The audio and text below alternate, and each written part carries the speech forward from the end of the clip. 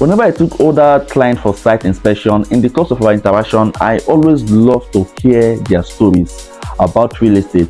And in most cases, I found them on either side of the pendulum. It is either they are regretting an opportunity they had in the past that they didn't maximize, or they are testifying about a pleasant experience they had because they have invested in the past. On this fateful day, it was a painful regret from one of my clients as we passed through Moji, somewhere in Port Harcourt.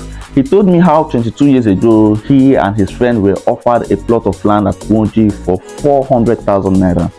He didn't end up buying it because to him, he said that the place was too inside and it was like an evil forest.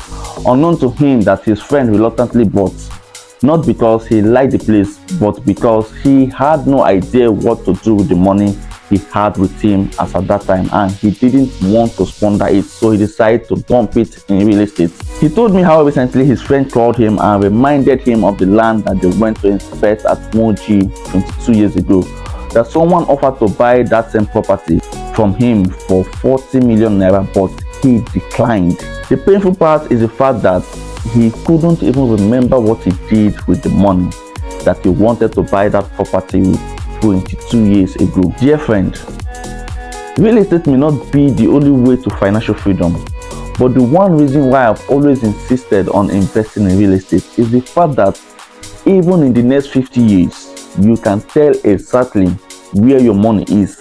And the most interesting part of it is the fact that you will not need it the same way you kept it. It will yield a mighty harvest in hundreds and even in thousands.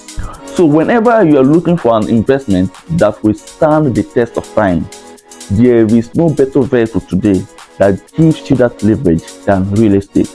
Of course, there are other investment opportunities, there are other investment portfolios to make wealth. But when it comes to longevity, real estate is the other part of them all.